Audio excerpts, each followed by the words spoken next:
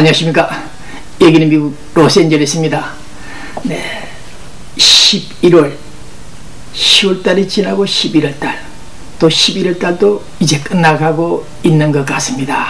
네, 오늘 현재 시간 밤 10시 11시. 네, G20 정상회의가 끝난 하루 이틀날이 지났습니까? 어쨌든 본 방송 시작하기 전에 갑자기 생각나는 사람이 있습니다. 갑자기 생각나는 사람, 여자. 네, 죽었는지 살았는지 궁금합니다. 네,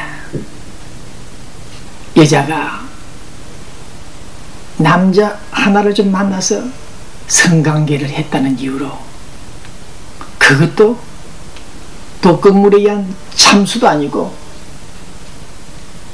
돌에 맞아 죽는, 돌을 때리쳐 죽이는 사형 집행,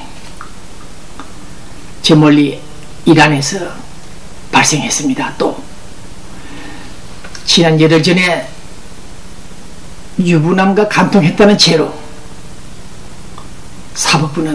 이란의 사법부는 돌로 때리쳐 죽이는 처형을 하는 집행명령을 내리고 있습니다.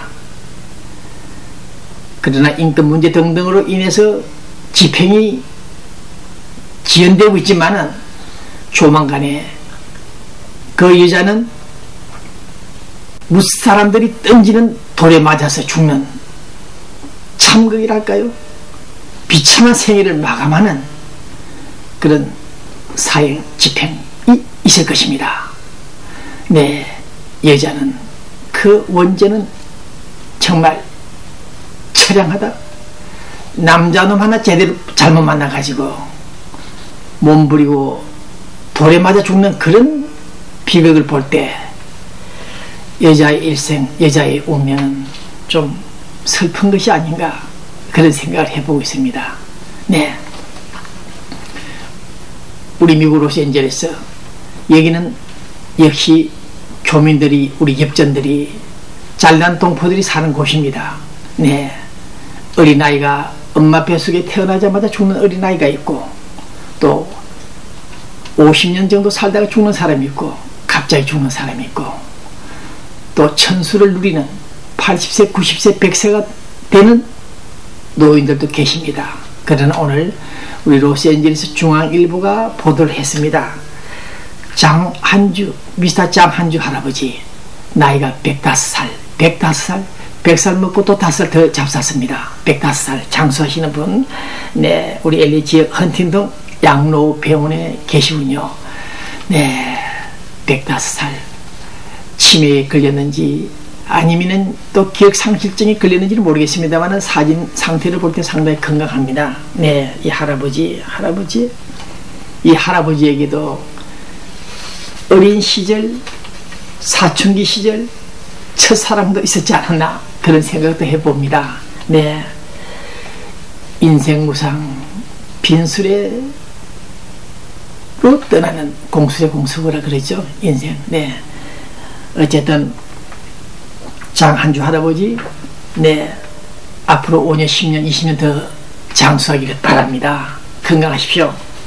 네, 이럴 시간에, 깊어가는 밤에, 내일 또 눈 뜨고 나면 어떤 일이 벌어질지 모르겠습니다만은 돈 때문에, 아들놈 때문에, 딸 때문에, 남편 때문에, 누구 때문에 또 골이 아픈 시간이 있을지 모르겠습니다만, 어쨌든 오늘 본 기자는 모닥불을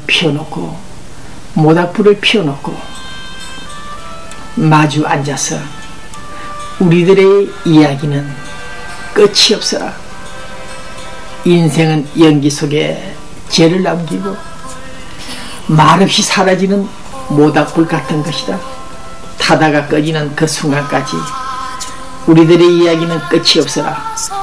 타다가 꺼지는 그 순간까지 우리들의 이야기는 끝이 없어라. 박인이라는 여자의 그 기타 소리를 들으면서 이 방송을 시작하고 있습니다.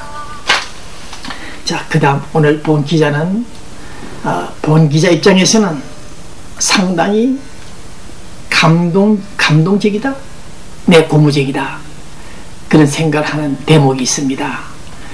본 기자 좀 사상 전집을 많이 읽고 법철학 공부를 약간 좀 해서 그런지 이런 문제에 심취하여 공부를 하다 보니까 저도 그런 바이러스가 침투한 것 같습니다.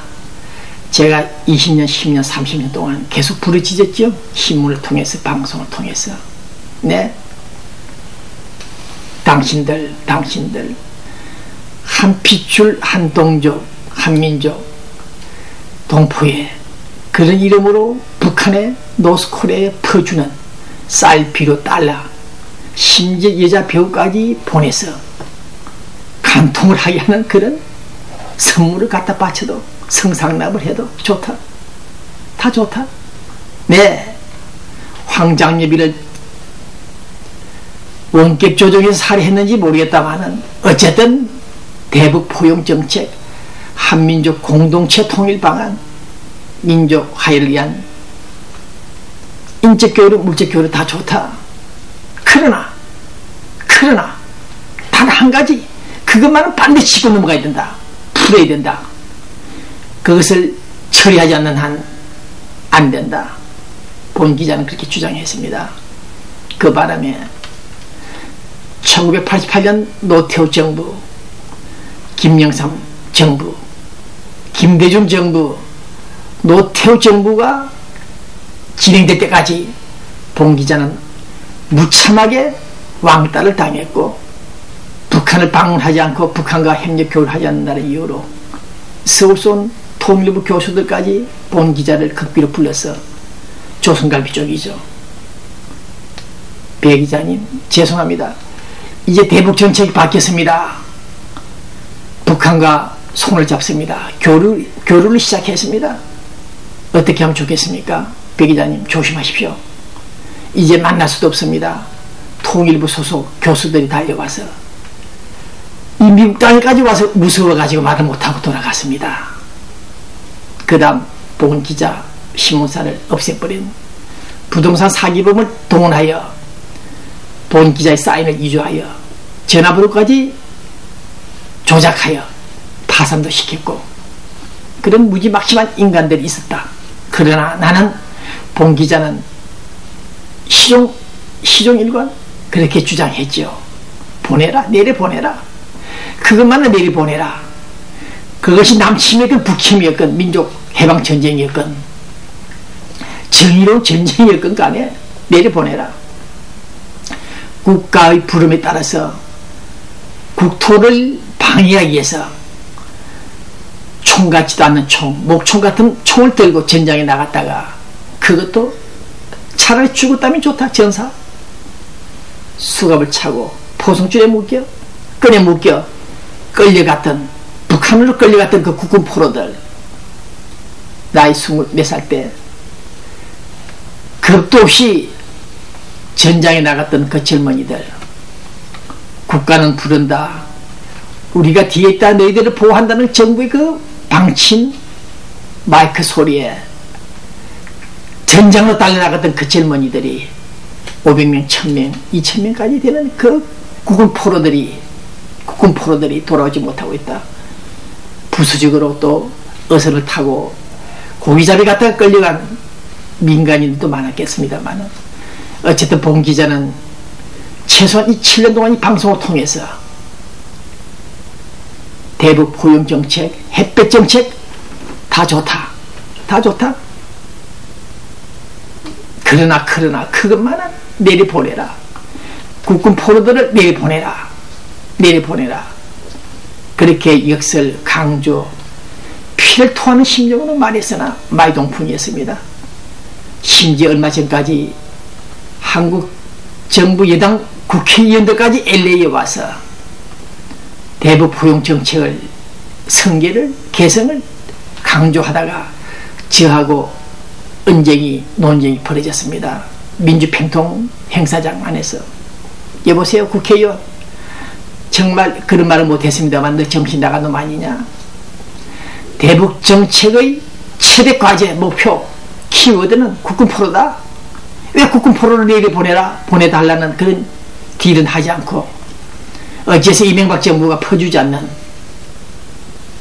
김대중 노무현이 싫어 퍼주지 않는 그런 강경 아닌 강경 정책만 비판하느냐? 너희들 정신 나간 놈들이 아니냐? 그렇게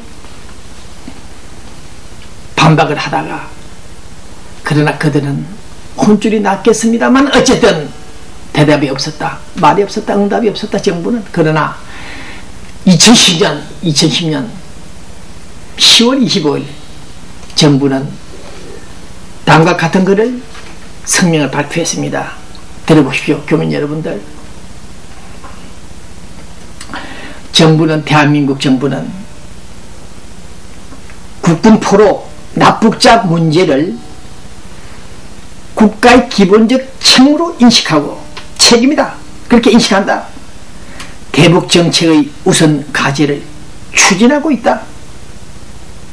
향후 다음 남북 적십자 회담에서도 이 문제를 반드시 가시적인 진전을 위해서 최선을 다할 계획이다, 밝혔습니다.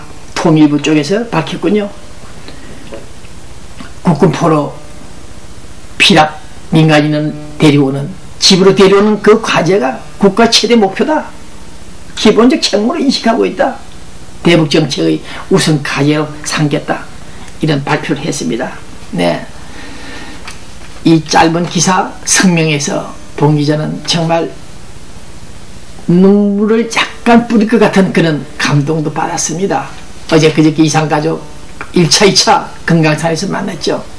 그때 북한에서는 한 사람 국군포로를 내려보내고 그 다음 4사람 무대기로 국군포로들을 내려보냈습니다.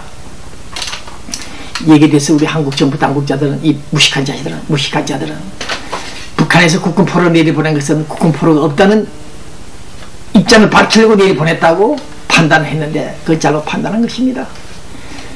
북한이 국군포로들을 금강산에 무려 5명을 내려보낼 때는 국군포로들이 북한에 생존해 있다, 어떻게 할래? 남조선 딜하자, 달러를 좀 내놔라, 그런 시그널이었습니다. 네, 다시 말씀을 드리면 북한에서는 국군포로를 내려보낼 때 그들은 국군포로가 아니라고 했겠지만, 그러나 남쪽에서 올라간 가족들이 그 이산 가족을 만났을 때, 아, 자네, 오빠, 네 아들아, 너가 그때 전장에 나갔지 않느냐, 6.25 때. 그러고 난 다음에 행방불명이 됐지 않느냐, 그럼 너네 국군 포로였구나, 단번에 그 실체가 입증이 되는 것입니다. 네, 그런 점에서 볼 때 이번에 북한에서 국군 포로 1명 플러스 4명을 내려보낸 것은 한국 정부에 신호를 보낸 것입니다. 물건이 있다, 딜을 하자, 흥정하는 것입니다. 어쨌든 앞으로 이명박 대통령이 잘하면은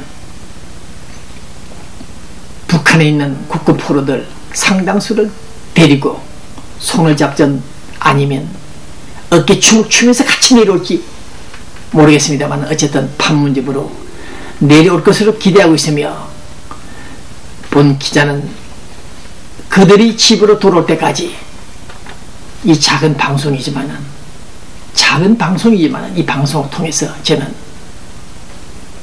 북한 노동당을 향해서 계속 질타를 한다, 요청한다 할 것입니다. 국군포로 그들이 집으로 내려오도록 본 기자는 노력할 것이며, 우리 본국 대한민국 정부도 이 문제가 최대 우선 과제로 삼겠다, 이런 성명을 볼 때